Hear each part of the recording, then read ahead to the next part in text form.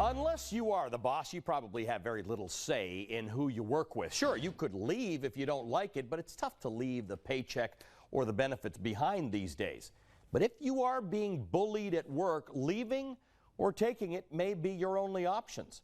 Sexual harassment and employee discrimination to varying degrees have been met by laws and regulations meant to guarantee a minimum of protections for working Americans. But what about protections for the supposedly 25% of working people who report being bullied in the workplace? Well, the bullied are hardly alone in feeling like they are on their own when it comes to being mistreated at work. Discrimination on the basis of factors like gender, race, national origin are strictly prohibited in the workplace. But start talking mental illness, and you quickly find yourself in a gray area. Those with a diagnosed mental illness often feel stigmatized, but many oppose strict protections for the mentally ill, focusing instead on the threats inherent with feeling forced to work alongside those who might be mentally unstable or outright dangerous. Now, I'm going to have much more on that a little later in the show when we catch up with former Congressman Patrick Kennedy, once a rising star in one of America's most powerful political dynasties.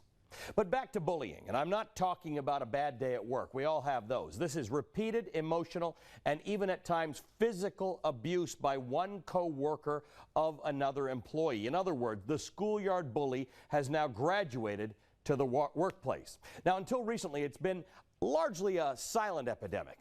But after the 6'5", 300-pound professional football player Jonathan Martin left the Miami Dolphins in 2013 amid accusations of teammate bullying, the phenomena has been attracting more attention. This year alone, 11 anti-workplace bullying laws have been introduced in 10 states. But for now, victims of workplace bullying still have no legal recourse.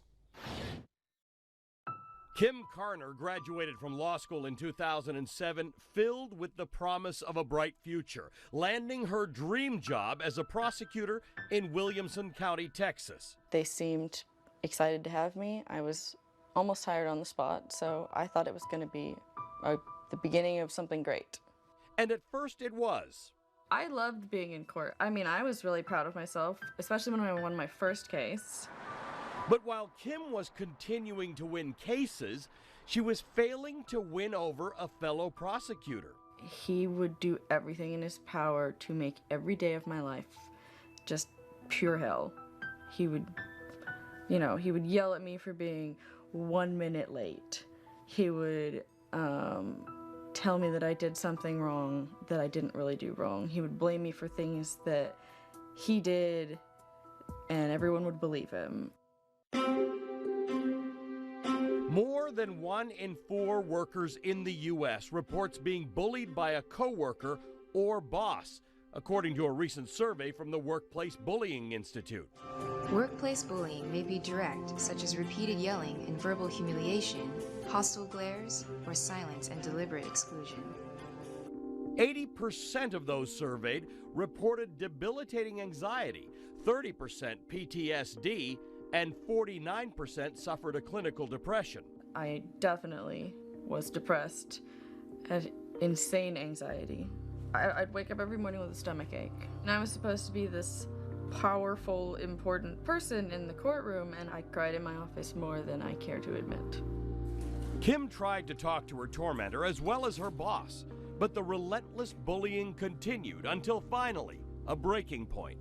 He was yelling at me for something, and he didn't like my reaction because I wasn't, apologizing and, begging for forgiveness. And he started cursing, and he took a whiteout, one of those whiteout things, and threw it at me. Fearing for her safety, Kim quit, joining the ranks of the roughly 20% of bullied employees who leave their jobs. It was one of the most horrible experiences of my professional life.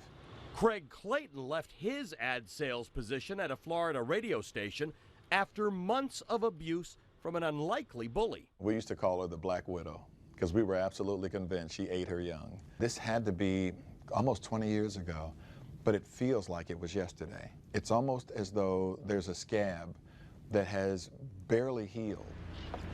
At 6'4", 260 pounds, Craig is a prime example of how the workplace bully can defy stereotypes. The woman that was bullying me was African American as well, about 4'11", and it wasn't about physical intimidation at all.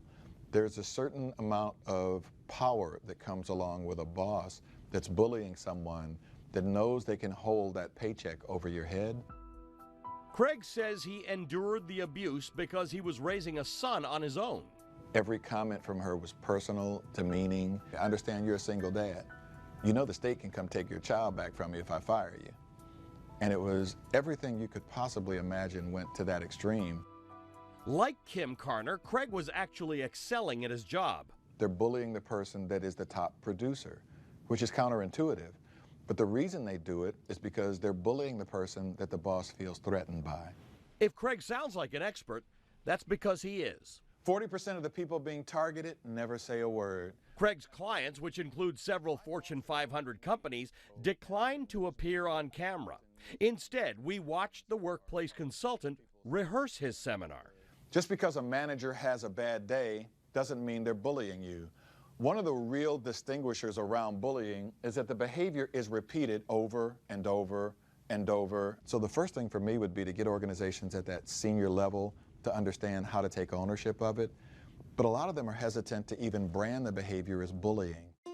The financial cost of bullying to U.S. business is between $6 and $13 billion per year. That includes decreased productivity and increased absenteeism. It destroys creativity, increases employee turnover. Workplace bullying awareness videos like this one are being purchased by companies from Walmart to Carnival Cruise Lines. Catherine Mattis became a workplace bullying consultant after an eye-opening experience as an HR manager at a financial assistance nonprofit. I did get a lot of complaints, a lot of people crying in my office because of interacting with the bully. Catherine was stymied by her boss's refusal to confront the workplace oppressor. He had been there for a long time, and I think, and that's pretty standard situation in a bullying scenario, that the bully is seen as somebody who is needed and a high performer as well. And there was nothing I could do unless the president gave me the okay. It's not illegal.